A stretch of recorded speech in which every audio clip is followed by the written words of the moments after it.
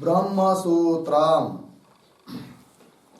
ब्रह्मसूत्र ग्रंथ में page number 463 और 463 पेज के ऊपर से 8 नंबर की पंक्ति है। बीच में ही आया है अनुगताश्च सर्वत्र अभिमानिन्यः चेतनाः देवताः मंत्रार्थवाद इतिहास पुराणादिभ्यः अवगम्यन्ते। ठीक है, तो चलिए भाई, तो बात यह चल रही है कि द्वितीय अध्याय प्रथम पाद और द्वितीय अध्याय के प्रथम पाद का यह 3 नंबर का अधिकरण है। इस अधिकरण का नाम है विलक्षणत्वाधिकरणम।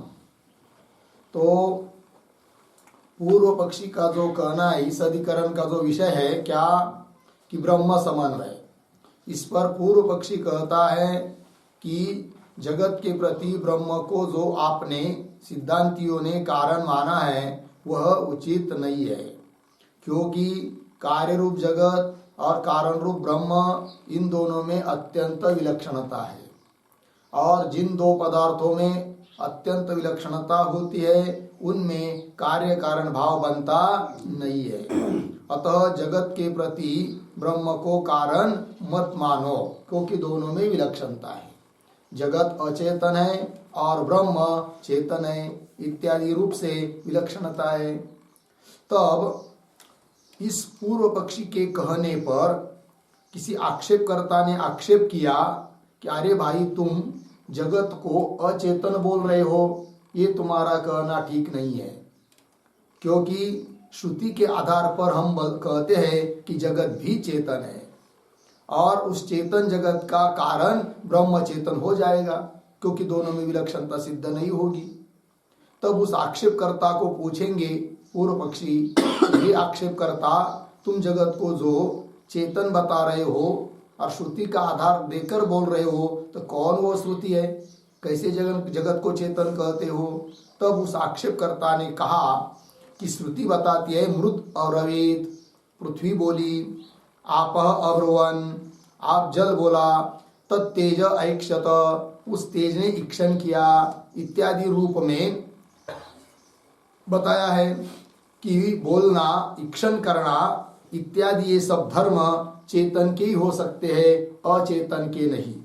और उसी प्रकार ते ह इमे प्राणा अहम श्रेयसे विवदमाना इत्यादि भी आता है ब्रह्म जगमुहु, अर्थात अपनी श्रेष्ठता को कहने के लिए, अपनी मैं श्रेष्ठ हूँ इस बात को लेकर विवाद करते हुए वो प्राण और इंद्रिय उनका भी संवाद हुआ, ये ब्रह्मदेव के प्रजापति के पास चले गए।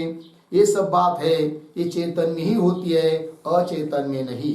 अतः जगत को अचेतन कहना ठीक नहीं, चेतन है, और जगत चेतन है, ब्रह्म चेतन है, तो कार्य कारण भाव बन जाएगा, ऐसा आक्षेपकर्ता ने कहा।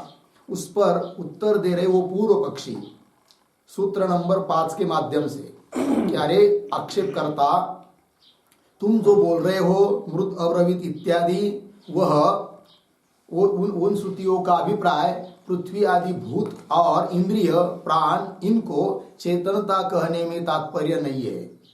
फिर मृत बोली ऐसा क्यों कहा, पृथ्वी बोली, तो वो अभिमानियों का निर्देश है, अर्थात पृथ्वी अभिमानी देवता बोली, तेज के अभिमानी देवता ने ईक्षण किया, इंद्रिय के अभिमानी देवताओं में संवाद विवाद हुआ, ये सब बात है। इसका और वो देवता चेतन होती है, इसका मतलब ये थोड़ी होता है कि पृथ्वी स्वयं ही चेतन है, अर्थात चेतन नहीं है, अचेतन है। तो पृथ्वी, इंद्रिय, प्राण आदि समस्त जगत, पंचमहाभूत, भूत का भूत भौतिक प्रपंच अचेतन है और ब्रह्म चेतन है, दोनों में विलक्षणता है। अतः इन दोनों विलक्षण पदार्थों में कार्य कारण भाव नहीं बन सकता, ये कहा पूर्व पक्षियों ने।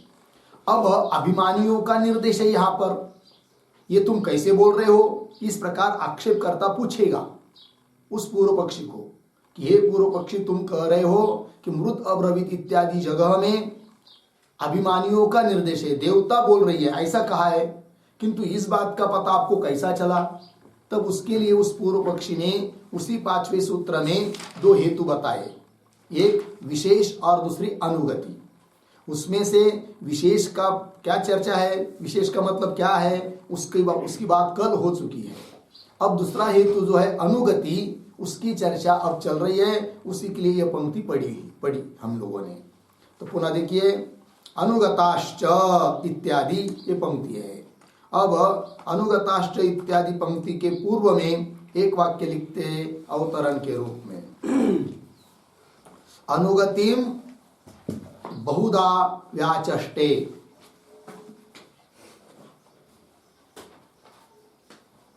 अनुगतिम बहुधा व्याचष्टे अनुगताः इति। ठीक है। अब उस अनुगति को बहुत प्रकार से बता रहे हैं भगवान भाष्यकार।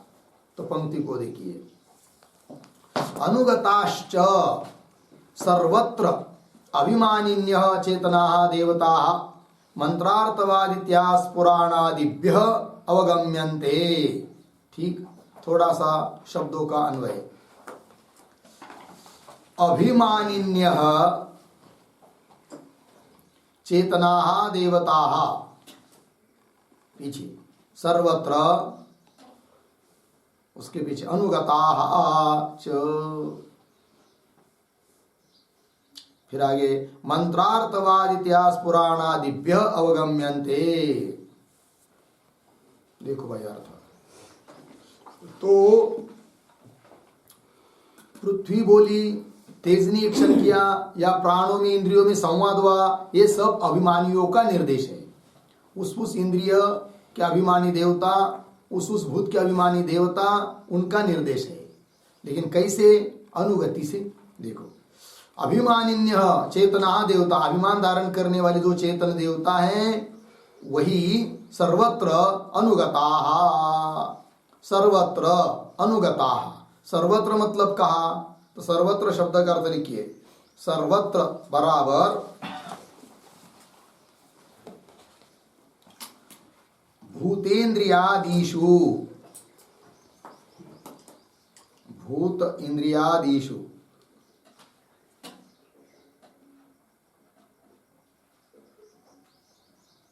ठीक, भूत पंचमाभूत इंद्रिय आदि सभी में, सर्वत्र क्या जी? अनुगताः।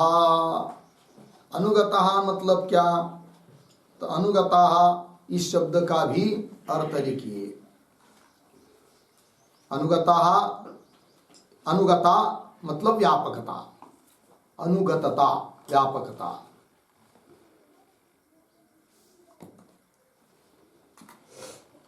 या अनुप्रवेश। ठीक, देखो भाई, तो अभिमानी चेतन देवता का ही सभी जगह भूत इंद्रियादियों में अनुगतता है, व्यापकता है, उसका ही अनुप्रवेश है।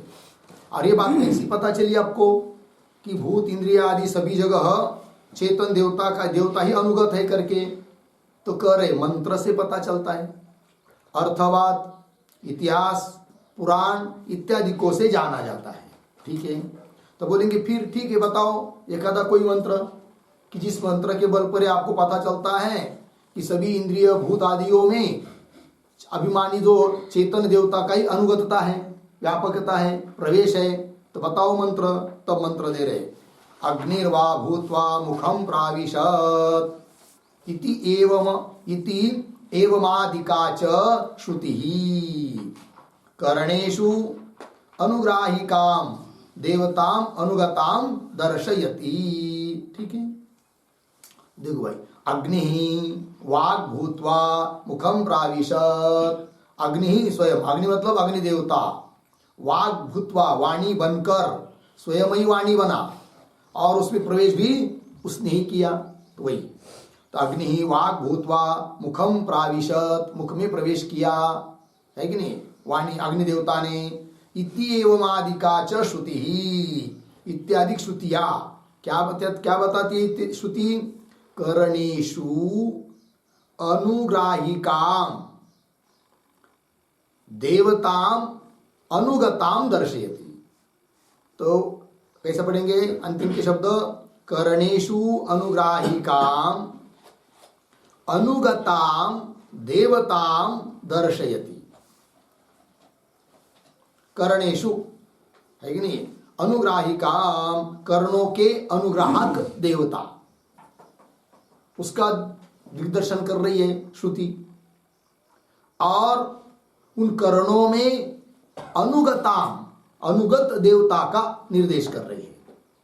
कर्णों के अनुग्राहक देवता हैं, कर्णों की प्रकाशक देवता हैं, और कर्णों में अनुगत है देवता, व्यापक व्याप्त है देवता, ऐसा श्रुति बता रही है। क्योंकि स्वयं श्रुति ने कहा अग्नि वाग भूत्वा मुखम प्राविशत इत्यादि। चलिए, तो कर्णेषु अनुग्राहिकाम अनुगताम देवताम दर्शयति, श्रुति ही दर्शयति। किम दर्शयति? कर्णे अनुग्राहिकाम अनुगताम देवताम दर्शयति। ठीक है, देखो भाई अर्थ हो गया ना। ये श्रुति कर्णेषु, कर्ण अर्थात इंद्रिय, ठीक है ना, इंद्रिय प्राण ये सब लेना है। ठीक है, तो इंद्रियों के अनुग्राहक और इंद्रियों में अनुगत ऐसी जो देवता, उन देवताओं को दिखलाती है। तो एक बात हो गई, अनुगतता दिखाई श्रुति ने। और आगे चलिए, प्राण संवाद वाक्य शेषे च, प्राणों का संवाद जहां आया है वहां पर भी वाक्य शेष में इसी प्रकार बताया है। वही कह रहे, प्राण संवाद वाक्य शेषे च, क्या जी? तेह प्राणाः प्रजापतिम पितरम इत्य उचुः। ठीक है, श्रुति के पदों का थोड़ा अन्वय। तेह प्राणाः पितरम, पीछे प्रजापतिम इत्य उचुः। ठीक, देखो भाई, वे सब प्राण पिता ऐसा जो प्रजापति, उस प्रजापति के पास जाकर इत्य उचुहु बोले, वे सब प्राण पिता ऐसा जो प्रजापति उनके पास इत्य नाम जाकर उचुहु बोले इति। इस प्रकार श्रेष्ठत्व निर्धारणाय प्रजापति गमनम, अपनी श्रेष्ठता का निर्धारण करने के लिए प्रजापति के पास जाना, प्रजापति गमनम। और तद्वचनाच्च एकैक उत्क्रमणेन अन्वय व्यतिरेकाभ्याम प्राण श्रेष्ठ प्रतिपत्ति। ठीक है जी। तद्वचनात्, फिर जब ये सब प्राण अर्थात सभी इंद्रिय प्राण वगैरह प्रजापति के पास गए और प्रजापति के पास जाकर बोले कि हमारे में कौन श्रेष्ठ है, इस बात को बताओ। अब प्रश्न पड़ा उस प्रजापति को अर्थात ब्रह्मदेव को कि इनमें से किसको श्रेष्ठ बताए। एक को श्रेष्ठ बताएंगे तो दूसरे को गुस्सा आएगा। तब क्या किया, एक युक्ति की, कह दिया प्रजापति ने, तुम सब लोग एक शरीर में प्रवेश करो। बोलेंगे ठीक है। तो एक शरीर में सभी लोगों ने प्रवेश किया, इंद्रियों ने, प्राणों ने, सबने। और फिर कहा कि तुम एक एक बाहर जाओ शरीर से, और जिसके जाने से शरीर मृत प्राय हो जाएगा और बाकी तुम सब बाकी लोग व्याकुल हो जाएंगे, तब समझ लेना कि वही श्रेष्ठ है। और जिसके जाने से कुछ फर्क नहीं पड़ने वाला है तो फिर वो श्रेष्ठ नहीं है। तो बोलेंगे ठीक है, ये युक्ति हमको अच्छी लगी। तो सभी इंद्रिय और प्राण किसी एक शरीर में प्रवेश करते हुए, और प्रवेश करने के बाद फिर उनमें से आँख इंद्रिय, चक्षुर इंद्रिय बाहर चला गया तो कुछ फर्क नहीं हुआ। लोग इतना ही बोलने लगे कि अंधा है करके, किंतु कुछ शरीर मृत प्राय जैसा होने नहीं लगा। फिर वो पुनः वापस आया चक्षुर इंद्रिय, फिर एक एक करके ऐसे कर्ण इंद्रिय चले गया, एक एक करके चले गए, कुछ फर्क नहीं हुआ। फिर जब प्राण निकलने लगे उस शरीर से बाहर, तब सभी इंद्रियां व्याकुल होने लगी, शरीर मृत प्राय जैसा होने लगा। तब सब लोग बोले नहीं नहीं नहीं नहीं नहीं, आप रुको आप रुको आप रुको, आप मत जाओ, क्योंकि आप जाएंगे हम सब मर जाएंगे। तब श्रेष्ठ सिद्ध हो गया कि प्राण ही सब में श्रेष्ठ है। ठीक है ना। तब उसके वचन से, प्रजापति के वचन से सब लोगों ने शरीर में प्रवेश किया, है कि नहीं। ये बात तद्वचनाच्च, है कि नहीं, उनके वचन के अनुसार शरीर में प्रवेश करना, एक एक का बाहर निकलना, ये सब। तद्वचनाच्च एक एक का उत्क्रमण, बाहर निकलना, उत्क्रमणेन, फिर अन्वय व्यतिरेकाभ्याम, एक गया बाहर अब इन नेत्रेंद्रियादि कुछ फर्क नहीं हुआ, अन्वय। फिर जब प्राण निकलने लगे तब सब व्याकुल हुए, व्यतिरेक। इस प्रकार अन्वय व्यतिरेक के माध्यम से सिद्ध हुआ कि सभी में प्राण ही श्रेष्ठ है। तो अन्वय व्यतिरेकाभ्याम प्राण श्रेष्ठ प्रतिपत्ति, प्राण ही श्रेष्ठ है ऐसा प्रतिपत्ति अर्थात निश्चय उन लोगों का हुआ, ठीक है, इत्यादि। तो इन सभी बातों से क्या पता चल रहा है कि सभी भूत और इंद्रियों में अनुगतता है, किसकी? चेतन देवता की, और उन्हीं का वो संवाद है। अतः मृत अब्रवीत इत्यादि श्रुतियों के बल पर पृथ्वी आदि ही चेतन है ऐसा कह नहीं सकते, ये बात। और श्रुति दे रहे तस्मै बलिहरणम इति च एवं जातीयकः अस्मदादिषु इव व्यवहारः अनुगम्यमानः अभिमानी व्यपदेशम दृढ़यति। ठीक है ना जी? देखो भाई, तस्मै बलिहरणम, तस्मै, तस्मै मतलब किसको? तो लिखिए तस्मै शब्द का अर्थ, तस्मै बराबर प्राणाय,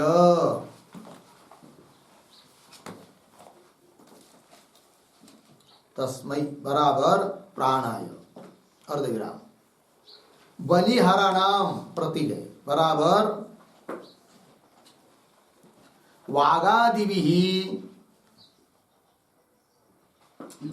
वागादिभिः स्वीय वशिष्ठत्वादि गुण समर्पणम, स्वीय वशिष्ठत्वादि गुण समर्पणम कृतम।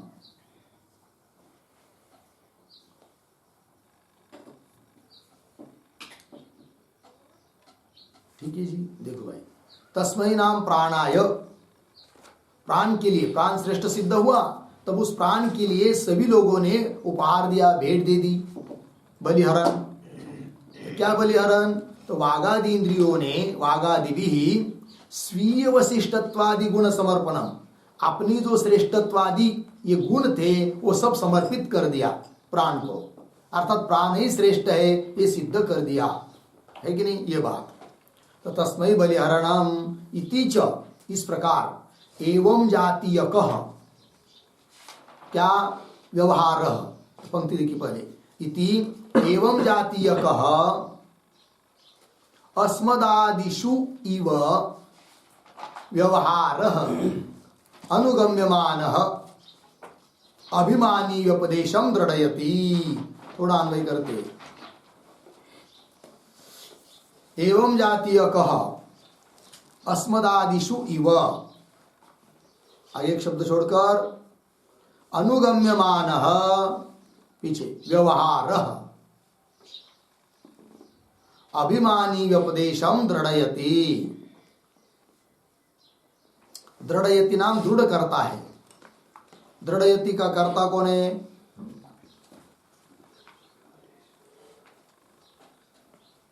व्यवहारः दृढ़यति, व्यवहार दृढ़ कर रहा है। किस प्रकार का व्यवहार? व्यवहार का विशेषण एवं जातीयक अस्मदादिषु इव अनुगम्यमान व्यवहार, हम लोगों में जिस प्रकार का व्यवहार होता है, बोलने का, चलने का, भेंट देने का, उसी प्रकार का व्यवहार जाना जा रहा है उन इंद्रिय और प्राणों में। उससे पता चलता है कि वह व्यवहार उन जड़ इंद्रिय और प्राण में नहीं हो सकता है, अपितु उनके अभिमानी देवताओं में ही होता है। अतः हम लोगों में होने वाला व्यवहार जैसा होता है उसी प्रकार का उनका व्यवहार हो रहा है, तो वह व्यवहार इस बात को सिद्ध कर देता है कि वह निर्देश अभिमानी का निर्देश है। पंक्ति देखिए, इति च एवं जातीयकः अस्मदादिषु इव अनुगम्यमान, जाना जाने वाला व्यवहार क्या करता है? अभिमानी व्यपदेशम दृढ़यति, अभिमानी का ही वो व्यपदेश है, अभिमानी जो देवता उनका ही वह निर्देश है, इस बात को दृढ़ कर रहा है। अर्थात क्या तात्पर्य निकला कि मृत अब्रवीत, आप अब्रुवन, तत्तेज ऐक्षत इत्यादि जगह में तेज, आप वगैरह ये चेतन है ऐसी बात नहीं, अपितु तीक्ष्ण आदि जो किया वह सब चेतन का ही निर्देश है। चेतन देवता ने ही ये सब किया, ऐसा श्रुति बता रही है। ठीक है, उससे सिद्ध क्या हुआ फिर कि चेतन देवता तो चेतन है ही, किंतु पृथ्वी आदि जो जगत वो तो अचेतन है। फिर जगत अचेतन हुआ और ब्रह्म चेतन हुआ, दोनों में विलक्षणता है। और दोनों में विलक्षणता यदि है तो ऐसे विलक्षण जगत के प्रति विलक्षण ब्रह्म कारण बन नहीं सकता, ये पूर्व पक्षी का अभिप्राय है। आगे चलिए, तत्तेज ऐक्षत इति अपि परस्या एव देवतायाः अधिष्ठात्र्याः स्वविकारेषु अनुगतायाः इयम ईक्षा व्यपदिश्यते इति द्रष्टव्यम। ठीक है, इस पंक्ति के शब्दों का भी थोड़ा अन्वय करते हैं। तत्तेज ऐक्षत इति अपि, इति अपि दो तीन शब्द छोड़कर आगे, स्वविकारेषु अनुगतायाः, पीछे परस्याः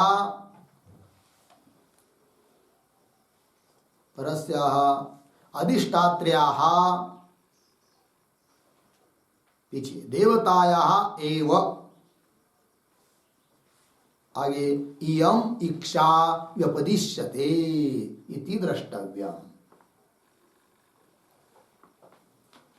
ठीक है, देखो भाई, तत्तेज ऐक्षत, उस तेज ने ईक्षण किया, इति अपि, यह भी, क्या जी, स्वविकारेषु अनुगतायाः, स्विकार मतलब पृथ्वी आदि जो है वे सब स्व, उन सॉरी पृथ्वी आदि विकार है, पृथ्वी जल तेज ये सब विकार है।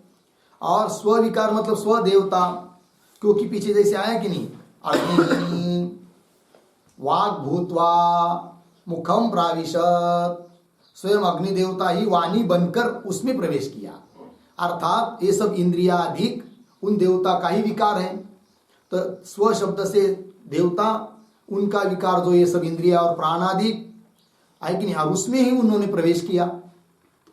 देखिए, स्विकारेषु अनुगताया, अपने ही विकार जो वाणी आदि है उनमें अनुगत अर्थात व्यापक, ऐसी जो परस्याः अधिष्ठात्र्याः देवता, किंतु उस वाणी इंद्रिया आदि की जो अधिष्ठात्री देवता है, जो कि वाणी इंद्रियों से भिन्न है, पर है, तो परस्या अधिष्ठात्र्या देवताया एव इयम इक्षा, अर्थात तत्तेज इत्यादि में जो ईक्षण किया वह जड़ तेज ने नहीं किया, अपितु उस तेज में विद्यमान जो चेतन देवता उन्होंने ईक्षण किया, ये उसका अर्थ।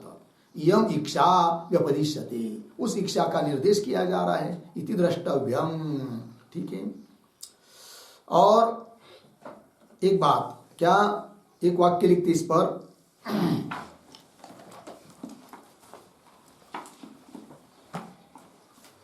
तेज आदि नाम ईक्षणम,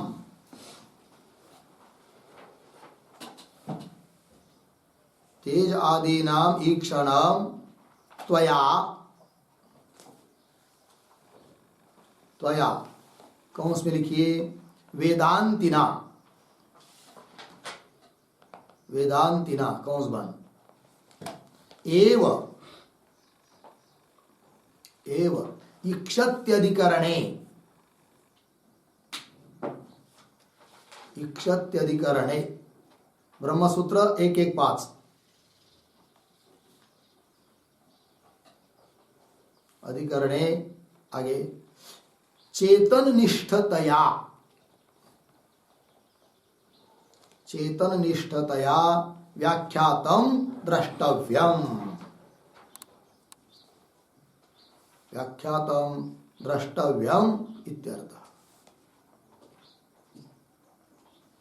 देखिए भाई अर्थ, तेज आदि नाम ईक्षणम, तत्तेज ऐक्षत, वहां पर तेज ने ईक्षण किया मतलब जड़ तेज ने ईक्षण किया ऐसी बात नहीं, अपितु तेज अभिमानी देवता ने ईक्षण किया। इस प्रकार का व्याख्यान तो तुम वेदांतियों ने पीछे कर चुका है, पूर्व पक्षी बोल रहा है कि नहीं। देखो भाई, तेज तेज आदि नाम ईक्षणम त्वया वेदांतिना एव ईक्षत्यधिकरण में, अर्थात 1:1:5 में इक्षते अधिकरण में चेतन निष्ठ ही वो ईक्षण है, ईक्षण चेतन देवता कर रही है, ऐसा आपने भी बताया है। अतः तेज आदि जो है वो स्वयं ईक्षण कर रहा है, इसलिए तेज चेतन है, ऐसा तुम कह नहीं सकते। अर्थात जगत चेतन नहीं है, जगत जड़ ही है, अचेतन है। पृथ्वी आदि सब अचेतन है। फिर ईक्षण कैसा किया उस जड़ तेज ने? तो उत्तर दिया, तेज ने ईक्षण किया मतलब जड़ तेज ने ईक्षण नहीं किया, अपितु तेज अभिमानी देवता ने ईक्षण किया। ऐसा आपने वेदांतियों ने भी पीछे कह दिया है ये बात। इक्षत्यधिकरणे चेतन निष्ठतया व्याख्यातम द्रष्टव्यम इत्यर्थः। हो गया। चलिए भाई आगे अंतिम, तस्मात् विलक्षणम एव इदं ब्रह्मणः जगत्। अन्वय, तस्मात् इदं जगत् ब्रह्मणः विलक्षणम एव। ठीक है, तस्मात् इसलिए इदम जगत, यह जगत ब्रह्म से विलक्षण ही है। अपनी बात पक्की कर दी पूर्व पक्षी ने। और यहां पर एक शब्द आया है तस्मात्। तस्मात् का क्या अर्थ है? तस्मात् शब्द का अर्थ लिखिए,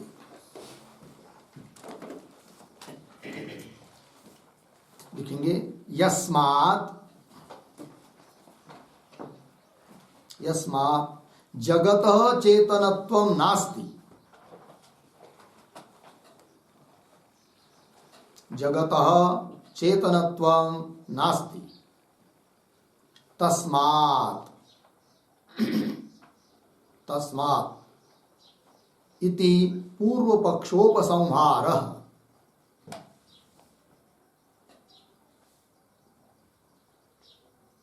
पूर्वपक्षोपसंहार। ठीक, देखो भाई अर्थ,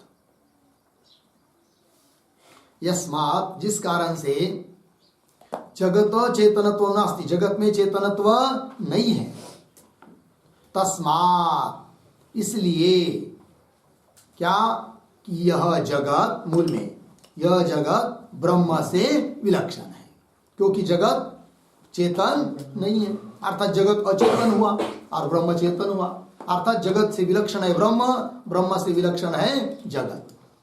और पूर्व पक्षी ने विलक्षणता सिद्ध कर दी दोनों में। तो चेतन जगत और ब्रह्म, इन दोनों में विलक्षणता सिद्ध कर देने से क्या लाभ हुआ पूर्व पक्षी को? क्या सिद्ध हुआ?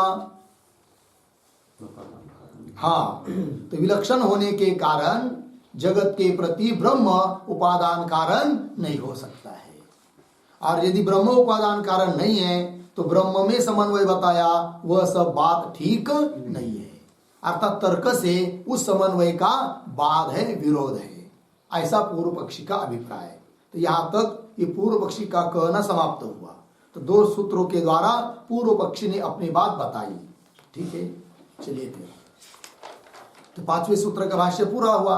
अब छठे सूत्र से लेकर उस पूर्व पक्षी के आक्षेप का सिद्धांत अर्थात वेदांती उसका खंडन करके उत्तर दे रहे हैं और जगत के प्रति कारण ब्रह्म ही है, इस बात की सिद्धि करेंगे। तो देखिए 6 नंबर के सूत्र का अवतरण भाष्य देखिए। भगवान भाष्यकार ने एक पंक्ति में छठे सूत्र का अवतरण लिखा है। क्या? विलक्षणत्वाच्च न ब्रह्म प्रकृतिकाम इति आक्षिप्ते प्रतिविधत्ते।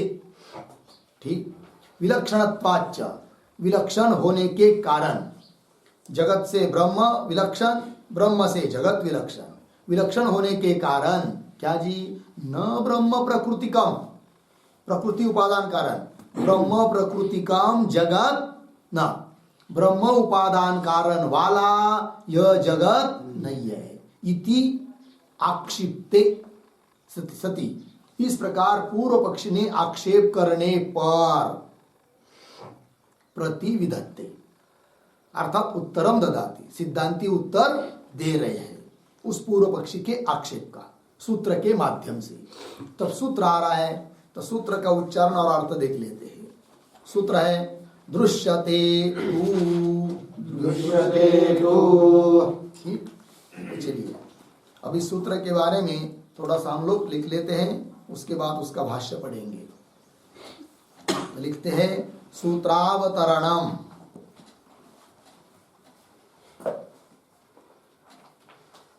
सूत्रावतरणम बराबर इदम जगत,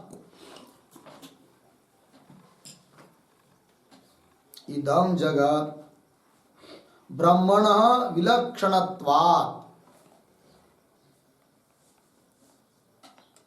ब्रह्मण विलक्षणत्वात् न ब्रह्म प्रकृतिकम्, न ब्रह्म प्रकृतिकम् इति पूर्वपक्षेण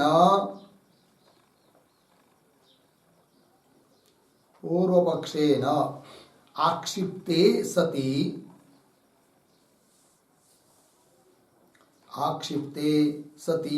आह।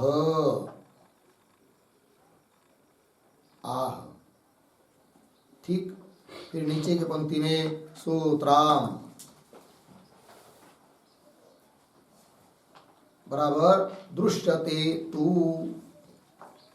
2:1:6।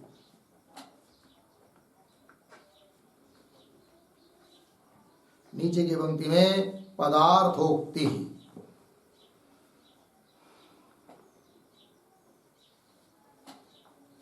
बराबर प्रतीक है तू बराबर सूत्रस्थ तू शब्द, सूत्रस्थ तू शब्द पूर्व पक्ष निरासार्थक, पूर्व पक्ष निरासार्थक पूर्ण विराम। आगे इदम जगत, इदम जगत ब्रह्म विलक्षणत्वात्,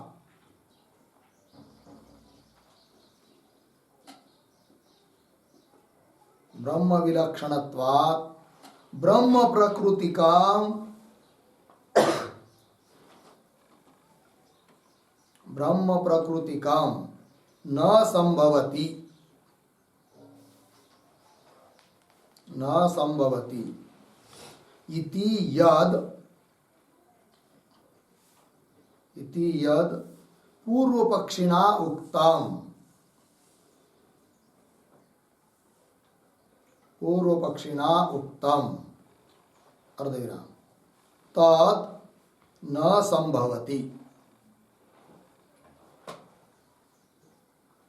तत् न संभवति पूर्ण विराम। अर्थात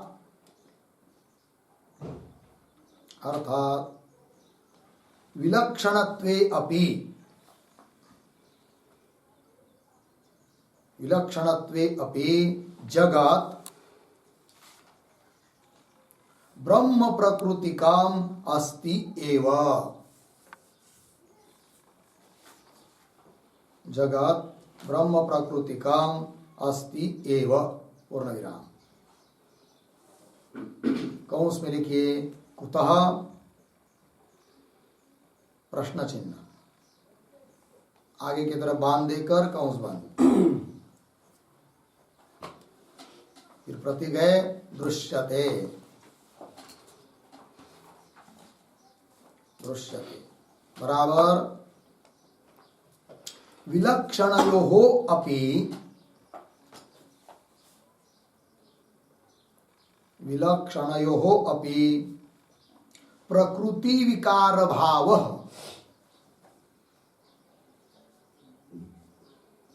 प्रकृति विकार भावः लोके दृश्यते, लोके दृश्यते पूर्ण विराम। आगे तथा तथा ही। हाँ, लोके चेतनत्वेन लोके चेतनत्वेन प्रसिद्धेभ्यः पुरुषादिभ्यः प्रसिद्धेभ्यः पुरुषादिभ्यः आगे विलक्षणानां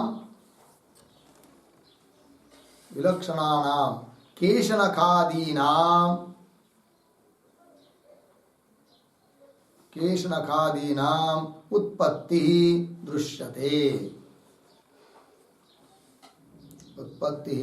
दृश्यते पूर्ण विराम। तथा च अचेतनत्वेन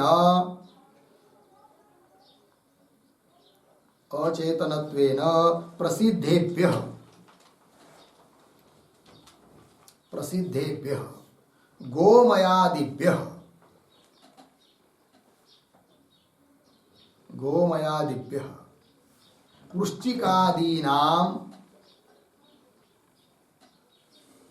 वृश्चिकादीनां उत्पत्तिः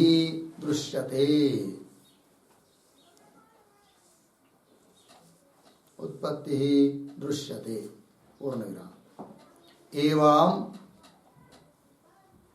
एवं अचेतनं जगत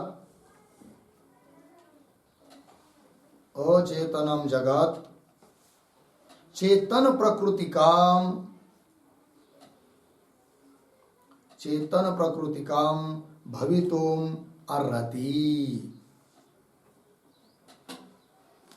भवितुम् अर्हति इति। ठीक, पूर्ण विराम। नीचे के पंक्ति में पैराग्राफ छोड़कर ननु उक्तस्थले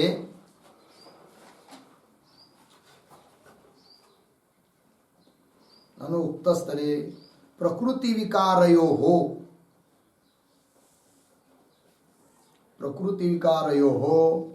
सादृश्याभावे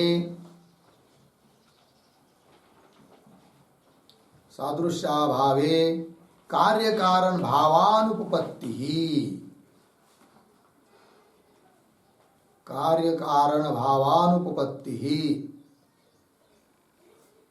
इति चेत्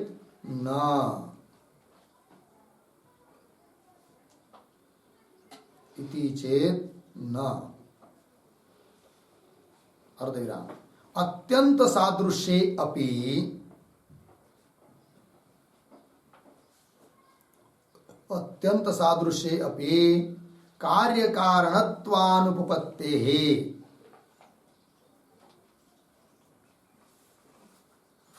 कार्यकारणत्वानुपपत्तेः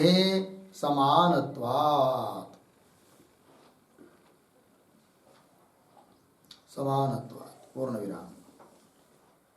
ठीक, आइए और नीचे के पंक्ति में पैराग्राफ छोड़कर पुनः न च एवं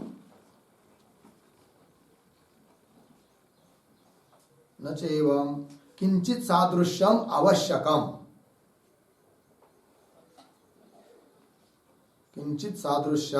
आवश्यकम इति वाच्यम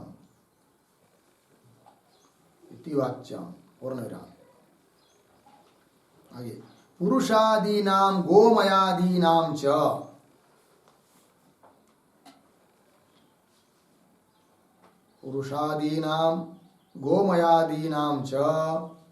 पार्थिवत्वस्य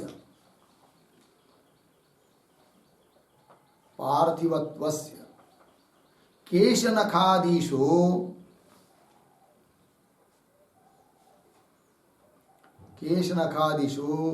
वृश्चिकादिषु च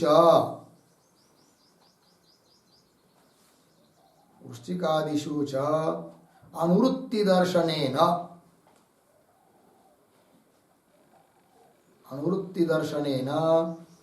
किंचित् साम्यम्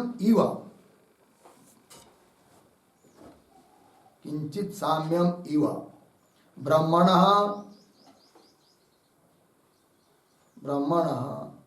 सत्तालक्षणस्य स्वभावस्य सत्तालक्षणस्य स्वभावस्य आकाशादिषु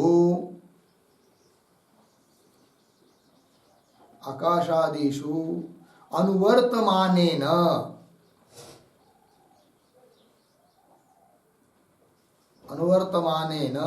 अत्रापि किंचित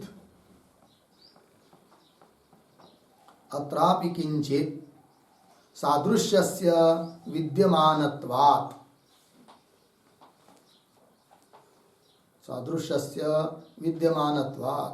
भवति जगत् ब्रह्म प्रकृतिकम् इति।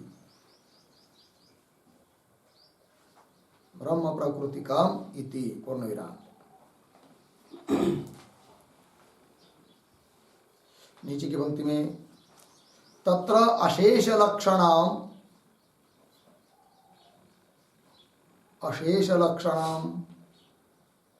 अननुवर्तमानम्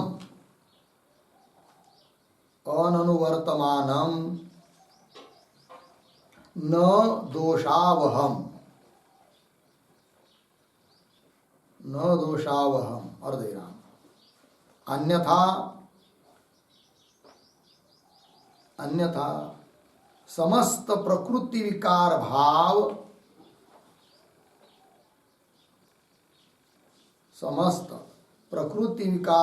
उच्छेद प्रसंग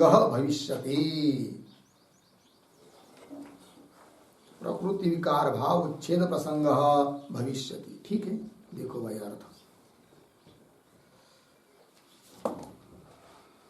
तो सूत्रावतरण में लिखा इदम जगत ब्रह्मण विलक्षणत्वात्, यह जगत ब्रह्म से विलक्षण होने के कारण न ब्रह्म प्रकृति का, ब्रह्म उपादान कारण वाला नहीं है। इति पूर्व पक्षेन आक्षिप्ते सति, इस प्रकार पूर्व पक्ष ने आक्षेप करने पर तब सिद्धांती उत्तर दे रहे हैं सूत्र के माध्यम से। तो सूत्र आया फिर दृश्यते। तो सूत्र में जो तू शब्द है वो क्या कर रहा है, तो बताया सूत्रस्थ तू शब्द पूर्व पक्ष निरासार्थक, पूर्व पक्ष का निराश करने के लिए तू शब्द आया है। तो कैसे, तो आगे लिख रहे हैं इदम जगत ब्रह्म विलक्षणत्वात्, यह जगत ब्रह्म से विलक्षण होने के कारण ब्रह्म प्रकृतिकम न संभवति, ब्रह्म उपादान कारण वाला नहीं हो सकता। ये किसने कहा, पूर्व पक्षी ने, न संभवति।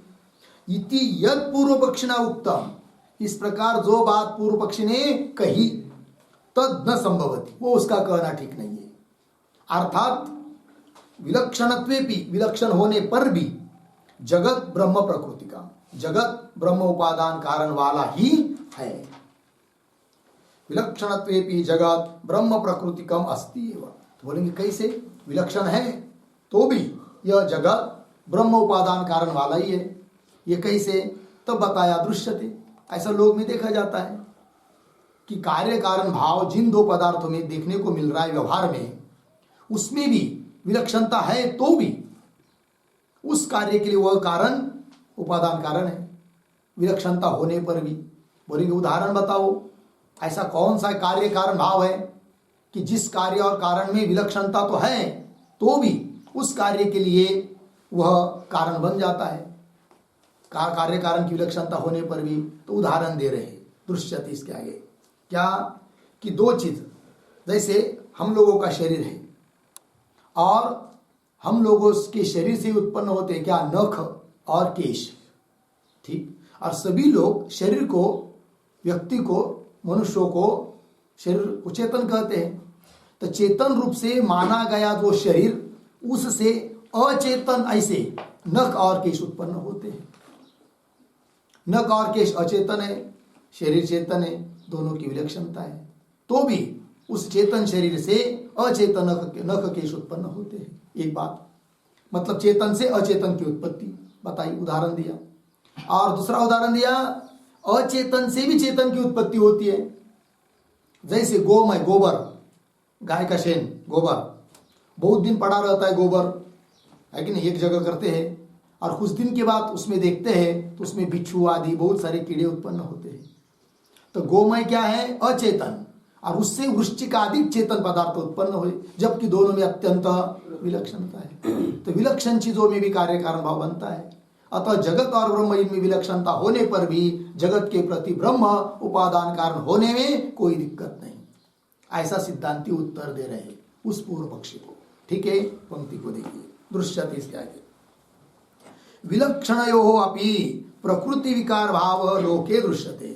विलक्षण दो पदार्थों में भी प्रकृति विकार भाव, प्रकृति मतलब उपादान कारण और विकार मतलब कार्य, उपादान कारण और कार्य, इस प्रकार का भाव विलक्षण पदार्थों में भी लोक में देखने को मिलता है। विलक्षणयो अपि प्रकृति विकार भाव लोके दृश्यते। ठीक, स्पष्टीकरण कर रहे इस बात का। तथा ही लोके, लोक व्यवहार में चेतनत्वेन प्रसिद्धेभ्य पुरुषादिभ्य, चेतन रूप से प्रसिद्ध ऐसे कौन? पुरुषादि, उनसे क्या? विलक्षणानाम केशनखादीनाम उत्पत्ति दृश्यते। उस पुरुष से, चेतन रूप से माने गए जो पुरुष, उनसे विलक्षण अर्थात अचेतन कौन? नख केशादि, विलक्षणानाम नख केशनखादीनाम उत्पत्ति दृश्यते। एक बात, तथा च अचेतनेत्वेन प्रसिद्धेभ्य गोमयादिभ्य, अचेतन रूप से प्रसिद्ध है कौन? गोमयादि, गोबर वगैरह, गोमयादिभ्य, उनसे भी वृश्चिकादि नाम उत्पत्ति, जो कि चेतन है, वृश्चिकादि बिच्छू आदि, तो वृश्चिकादि नाम उत्पत्ति दृश्यते। ठीक, एवं इसी प्रकार अचेतनम जगत, जगत अचेतन होने पर भी उसका उपादान कारण चेतन ब्रह्म होने में कोई हानि नहीं, वही कह रहे। एवं अचेतनम जगत चेतन प्रकृतिकम भवितुम अर्हति इति। हो गया। चलिए और थोड़ा आगे लिखा है, ननु उक्त स्थले, अर्थात ऊपर दिए हुए उदाहरणों में प्रकृति विकारयो हो सादृश्याभावे कार्य कारण भाव अनुपपत्ति इति चेत। कदाचित पूर्व पक्षी बोलेगा कि ऊपर जो आपने उदाहरण दिया पुरुष और केशनख, गोमय और वृश्चिक इत्यादियों में प्रकृति विकार हो सादृश्याभावे, सादृश्य है नहीं उसमें, सादृश्य का अभाव है, तब कार्य कारण भाव की अनुपपत्ति होगी। इति चेत न, ऐसा नहीं कर सकते, क्योंकि सादृश्य का अभाव है, किंतु जहां पर अत्यंत सादृश्य होता है वहां पर भी तो कार्य कारण भाव बनता नहीं है। अत्यंत सादृश्य अपि कार्य कारणत्व अनुपपत्ति समानत्वात्, मतलब जहां पर अत्यंत विलक्षणता है वहां पर भी कार्य कारण भाव नहीं बन सकता, जहां पर अत्यंत सादृश्यता बिल्कुल एक जैसे है उसमें भी क्या कार्य कारण भाव नहीं बन सकता है। फिर क्या होना पड़ता है? कुछ विलक्षणता और कुछ सादृश्य, और वो यहाँ पर विद्यमान है। नख केश इस उदाहरण में, गोमय वृश्चिक इस उदाहरण में। उसी प्रकार जगत और ब्रह्म इनमें भी कुछ विलक्षणता है, कुछ सादृश्यता है। तो किस अंश में विलक्षणता है, किस अंश में सादृश्यता है, वो सब बात आएगी। ठीक है, तो चलिए, तो अत्यंत सादृश्य अपि कार्य कारणत्व अनुपपत्ति समानत्वात्। फिर आगे चलिए, न च एवं किंचित सादृश्यम आवश्यकम इति वाच्यम। कदाचित पूर्व पक्षी बोलेगा अच्छा अत्यंत सादृश्य नहीं चाहिए, कुछ सादृश्य चाहिए, ऐसा हम कहते हैं, है कि नहीं? तब एवं किंचित सादृश्यम आवश्यकम, किंचित सादृश्य अपेक्षित है, ऐसा यदि कहना चाहते हो, है कि नहीं? इति वाच्यम न च वाच्यम, मतलब कुछ सादृश्य चाहिए तब कार्य कारण भाव बनता है, और ब्रह्म और जगत में तो कुछ भी सादृश्य नहीं है तब कार्य कारण भाव नहीं बनेगा, ऐसा अभिप्राय है किसका? पूर्व पक्षी का। तो उसको कह रही कि वाच्यम न च वाच्यम। यदि तुम किंचित सादृश्य की अपेक्षा रखते हो तब कार्य कारण भाव होता है, कार्य कारण भाव होता है ऐसा मानते हो, तो है उदाहरण में भी किंचित सादृश्य है, और जगत और ब्रह्म इनमें भी किंचित सादृश्य है। और किंचित सादृश्य यदि है तो जगत के प्रति ब्रह्म उपादान कारण बन जाता है। अब क्या किंचित सादृश्य है वो सब बता रहे। पुरुषादीनाम गोमयादीनाम च पार्थिवत्वस्य, देखो भाई, पुरुष कारण है, केशनखादि कार्य है, दोनों में किंचित सादृश्य है। क्या सादृश्य है? तो पुरुषों में पार्थिवत्व है, पृथ्वी जन्यत्व है, और केश नखादि में भी पार्थिवत्व है, पृथ्वीजन्यत्व है, तो कुछ अंश में सादृश्य ही है और विलक्षणता भी है। पुरुष का आकार परिणाम आकार अलग है, केश नखादि का अलग है, स्वरूप भी अलग है कि नहीं, स्वभाव भी भिन्न भिन्न है, तो कुछ विलक्षणता है, किंचित सादृश्यता है कि नहीं उदाहरण में। अतः केश नखादिक के प्रति पुरुष कारण बन जाता है। उसी प्रकार गोमय और वृश्चिक इनमें भी किंचित सादृश्य ही है, ठीक है ना, पार्थिवत्व पृथ्वीजन्यत्व। गोमय ये भी पार्थिव है और वृश्चिकादि का शरीर वो भी पार्थिव है। देखो भाई, पुरुषादीनां गोमयादीनां च पार्थिवत्वस्य पृथ्वीजन्यत्वस्य केशनखादिषु वृश्चिकादिषु च अनुवृत्ति दर्शनेन, अनुवृत्ति दिखाई दे रही है। पार्थिवत्व धर्म आ गया केश नखादियों में जो कि शरीर में था, पार्थिवत्व धर्म आ गया वृश्चिक में जो कि गोमय में था।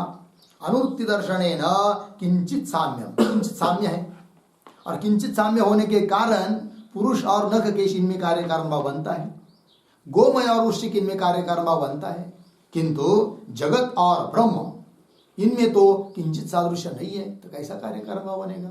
ये पूर्व पक्षी का अभिप्राय। तो उत्तर दे रहे नहीं नहीं, तो ब्रह्म और जगत में भी किंचित सादृश्य है, जैसा कि उदाहरण में है।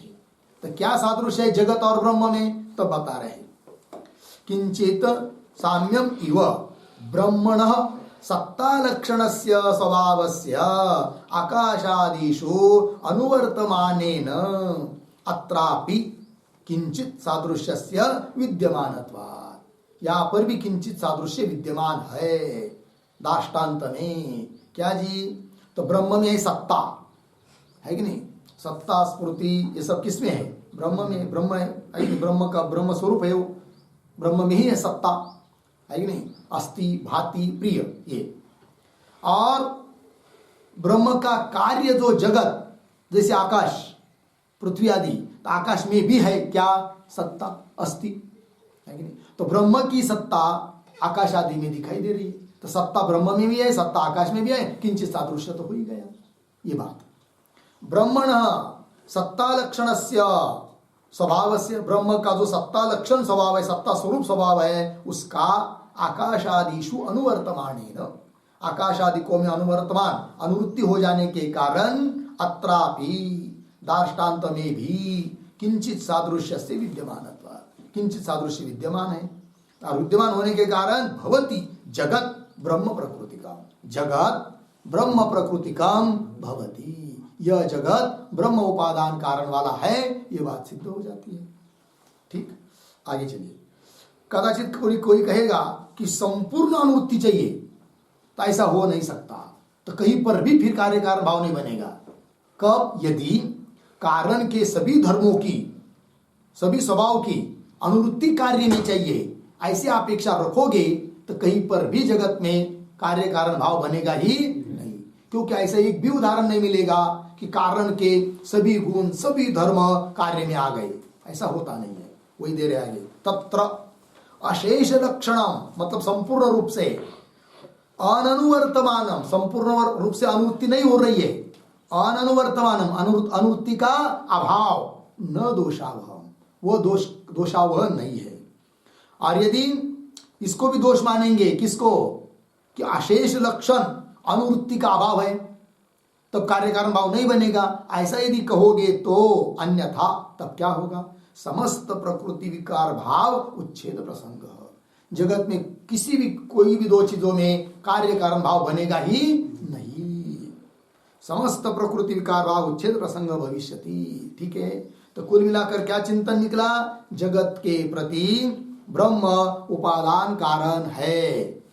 फिर पूर्व पक्ष ने जो हेतु दिया था विलक्षण, तो उसका क्या? तब उत्तर दिया, अरे भाई जगत और ब्रह्म इनमें कुछ विलक्षणता है, किंतु कुछ सादृश्यता भी है। और कार्य कारण भाव जहां भी होता है वहां पर न तो पूर्ण विलक्षणता होती है, न तो अत्यंत सादृश्यता होती है, क्योंकि अत्यंत विलक्षणता में भी कार्य कारण भाव नहीं बनता है और अत्यंत सादृश्यता में भी कार्य कारण भाव नहीं बनता है। कार्य कारण भाव वहां बनता है जहां पर कुछ विलक्षणता हो और कुछ सादृश्य हो। जैसे नख केश कार्य है, पुरुष कारण है, उनमें भी कुछ विलक्षणता है तो कुछ सादृश्य है। वृश्चिक कार्य है, गोमय कारण है, उनमें भी कुछ विलक्षणता है और कुछ सादृश्य है, तब तो कार्य कारण भाव बनता है। उसी प्रकार जगत और ब्रह्म, इनमें भी कुछ विलक्षणता है, कुछ सादृश्यता है, अतः कार्य कारण भाव बनने में कोई दिक्कत नहीं है। लग गया? ये बात हो गई। अब सूत्र का जो भाष्य है उस भाष्य का विचार करते हैं। चलिए, तू शब्द पक्षम व्यावर्तयति, ऐसे ही है ना? हाँ, तो सूत्र में आया हुआ जो तू शब्द है, वह तू शब्द क्या कर रहा है? पक्षम, पक्ष मतलब पूर्व पक्ष, पूर्व पक्ष की व्यावृत्ति करने के लिए, पूर्व पक्ष को हटाने के लिए, पूर्व पक्ष का खंडन करने के लिए शब्द आया है। कौन सा? तू। तू शब्द पक्षम व्यावर्तयति। आगे चलिए, यद उक्तम विलक्षणत्वात् न इदम जगत ब्रह्म प्रकृतिकम इति। ठीक, इतने शब्दों का थोड़ा अन्वय करेंगे। बीच में आया है इदम जगत, तो कैसा पढ़ेंगे? इदम जगत ब्रह्म प्रकृतिकम, उसके पीछे न, उसके पीछे विलक्षणत्वात्, अंतिम में इति, फिर शुरू में यद उक्तम। ठीक, देखो भाई, पूर्व पक्ष ने जो बात कही थी उसका अनुवाद है क्या? इदम जगत, इदम जगत पक्ष, ब्रह्म प्रकृतिकम न साध्य, विलक्षणत्वात् हेतु। ठीक है, पूर्व पक्षी का अनुमान है। क्या अनुमान? पूर्व पक्षी के अभिप्राय का क्या था? कि यह जगत ब्रह्म प्रकृतिकम न, ब्रह्म उपादान कारण वाला नहीं है। क्यों? विलक्षणत्वात्। इति यदुक्तम, इस प्रकार जो पूर्व पक्षी ने कहा, फिर उसके लिए कह रहे आगे, न अयम एकांत, अयम एकांत न, यह कोई एकांतिक नियम नहीं है। एकांतिक मतलब अविविचारी, यह अविविचारी नियम नहीं है। कौन सा? कि जो जो विलक्षण होता है कि नहीं, वह उस प्रकृति वाला नहीं होता है, ऐसा कोई नियम नहीं है। अर्थात विलक्षण होने पर भी कार्य कारण भाव बन जाता है। ठीक है ना? विलक्षणता जहां जहां रहेगी वहां वहां कार्य कारण भाव नहीं बनता। यह नियम एकांतिक नहीं है, अव्यभिचरित नहीं है, अपितु इस नियम का व्यभिचार है, अर्थात इस नियम का बाद है। ठीक है ना? ये बताई जा रही बात। न अयम एकांतिक, अयम एकांत, एकांत न, एकांत शब्द का अर्थ अव्यभिचरित, अयम मतलब नियम, यह नियम अव्यभिचरित नहीं है, अर्थात इस नियम का व्यभिचार है। जैसे कि यत्र यत्र धूमः तत्र तत्र वह्निः, यह अव्यभिचरित नियम है, किंतु उसका उल्टा कर देंगे तो यत्र यत्र वह्निः तत्र तत्र धूमः, यह नियम अव्यभिचरित है, क्या व्यभिचरित है? व्यभिचरित है कि नहीं? अर्थात हेतु व्यभिचारी हुआ, और व्यभिचारी हेतु से फिर साध्य की सिद्धि नहीं होती है। उस प्रकार पूर्व पक्षी के लिए सिद्धांती कह रहे हैं कि यह जो तुमने नियम बनाया, यह नियम कोई एकांत नहीं है, अव्यभिचरित नहीं है, अर्थात इस नियम का व्यभिचार है। कहाँ व्यभिचार है तो बताएंगे फिर भगवान भाष्यकार आगे के पंक्ति में। तो देखो भाई, न अयम एकांत, अयम एकांत न, लग गया पंक्ति? देखो भाई,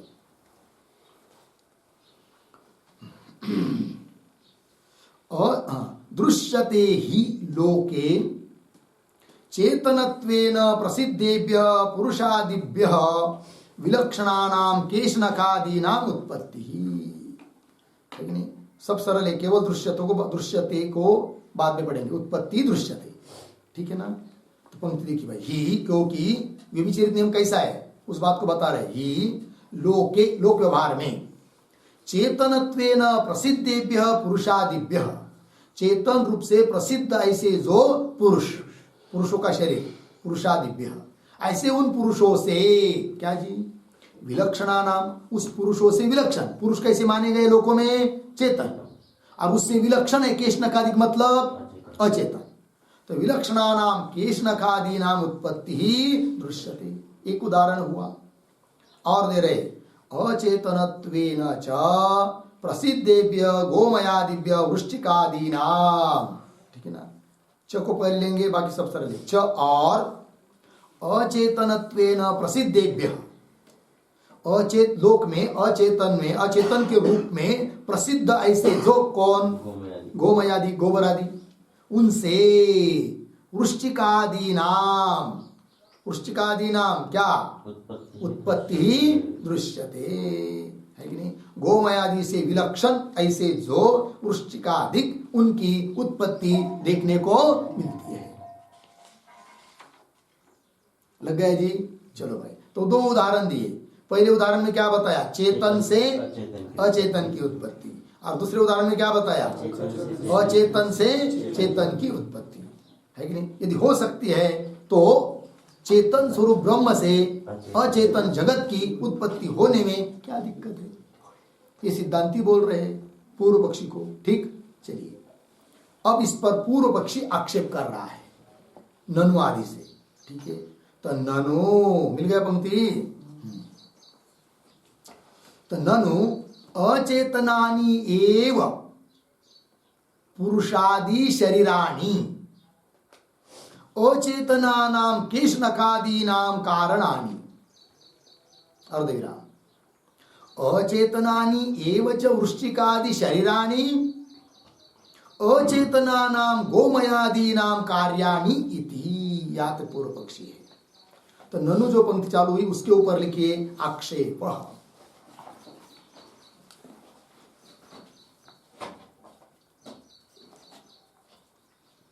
आक्षेप, और उस ननु के पहले एक वाक्य लिखिए, छोटा सा अवतरण लिखेंगे। वैलक्षण्यस्य हेतोः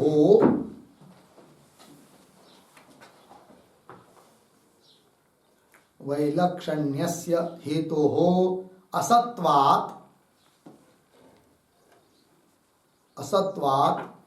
न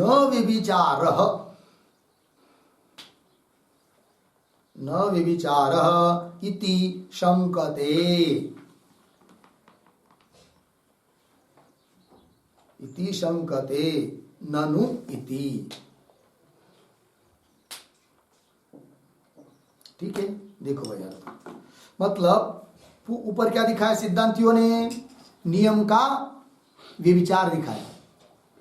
ठीक है ना, नियम मतलब व्याप्ति, व्याप्ति नियम का व्यभिचार दिखाया। किंतु पूर्व पक्षी बोल रहा है कि जो हमारा हेतु है उसका व्यभिचार जिस उदाहरण में आपने दिखाया, कौन उदाहरण? पुरुषों से केशनकादि, गोमय से वृश्चिकादि। इस उदाहरण में क्या दिखाया? व्यभिचार। कैसा व्यभिचार? कि विलक्षणता होने पर भी कार्य कारण भाव दिखाया। किंतु अब पूर्व पक्षी बोल रहा है कि अरे सिद्धांती, जो जिन उदाहरणों में तुमने व्यभिचार दिखाया अर्थात विलक्षणता दिखाई, वो विलक्षणता है नहीं वहां पर। यदि विलक्षणता होती तो होती और कार्य कारण भाव होता तब हम मानते। क्या है वहां पर? नियम का व्यभिचार है। किंतु जो उदाहरण आपने दिए उन उदाहरण में क्या नहीं है? विलक्षणता है नहीं है। विलक्षणता रहते हुए कार्य कारण भाव बनता तब व्यभिचार, किंतु विलक्षणता है नहीं, अतः कार्य कारण भाव बन रहा है। क्या दिक्कत है? हमारा कहना तो यह है कि जहां विलक्षणता होती है वहां कार्य कारण भाव नहीं होता है कि नहीं? तो अब पूर्व पक्षी को इस बात की, आक्षेपकर्ता को, पूर्व पक्षी को इस बात की सिद्धि करनी होगी क्या? कि उदाहरणों में विलक्षणता कैसी नहीं है, विलक्षणता का अभाव है, अतः कार्य कारण भाव बन रहा है। अर्थात जहां विलक्षणता होती है वहां जरूर नहीं बनेगा क्या? कार्य कारण भाव। तो वो बोल रहा है पूर्व पक्षी, ननु अचेतनानि एव पुरुषादि शरीराणि। वो कहता है पूर्व पक्षी सिद्धांतियों को, अरे सिद्धांती तुम कह रहे हो कि पुरुष चेतन है करके, और उससे नख केश आदि अचेतन विलक्षण उत्पन्न हो रहे, किंतु वो नख केश किससे उत्पन्न हो रहे हैं? शरीर से। और शरीर को चेतन मानते हो क्या तुम? शरीर को तो कोई चेतन नहीं मानता है। लोग भले मानते हो शास्त्रकार के दृष्टि से, और लोग भी वस्तुता नहीं मानते, बोलते केवल चेतन है करके, किंतु शरीर सब लोग समझते हैं क्या? जड़ है। और शास्त्र, तुम भी वेदांती लोग शरीर को चेतन मानते हो क्या? नहीं। शरीर कैसा है? अचेतन। नख केश कैसे है? अचेतन। अचेतन से अचेतन की उत्पत्ति हो गई। कार्य कारण भाव है उनमें, विलक्षणता भी नहीं है। फिर बात समझ में आ रही कि नहीं? और गोमय कैसा है? अचेतन। उससे उत्पन्न हुए कौन?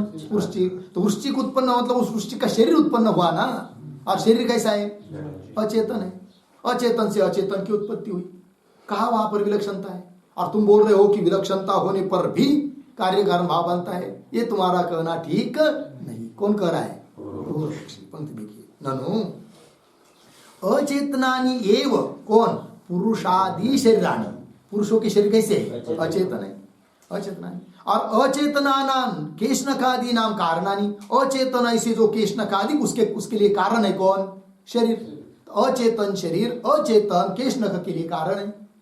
तो कार्य कारण भाव है उनमें, विलक्षणता तो है नहीं। ठीक।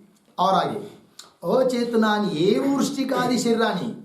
वृश्चिकादि के शरीर भी कैसे है? अचेतन है कि नहीं? अचेतनानि एव च वृश्चिकादि शरीराणि अचेतनानां गोमयादीनां कार्याणि। अचेतन ऐसे गोमय के कार्य है वो कौन? वृश्चिकादि के शरीर। अर्थात कारण गोमय वो भी अचेतन। वृश्चिक इत्यादि को के शरीर भी अचेतन। तो अचेतन से अचेतन की क्या हुई? उत्पत्ति हुई। जबकि तुम बोल रहे सिद्धांति क्या? अचेतन से चेतन की उत्पत्ति। ऐसा तो है नहीं है। और चेतन से अचेतन की उत्पत्ति ऐसा भी नहीं है, अपितु अचेतन से अचेतन की उत्पत्ति हो रही है। अर्थात सादृश्य में ही कार्य कारण भाव हो रहा है। और हम कहते क्या? जहां विलक्षणता होती वहां कार्य कारण भाव नहीं होता है कि नहीं? उस प्रकार यहां पर तो विलक्षणता है। कहां पर? ब्रह्म और जगत अत्यंत विलक्षणता है। तो कार्य कारण भाव कैसा बनेगा? अर्थात नहीं बनेगा। अर्थात जगत के प्रति ब्रह्म को उपादान कारण मानना ठीक नहीं है। कौन बोला? पूर्व पक्षी। हो गया। गोमयादि नाम कार्याणि इति लग गया इतना। आगे करे उच्चते। ठीक। तो उच्चते इसके ऊपर लिखिए समाधानम।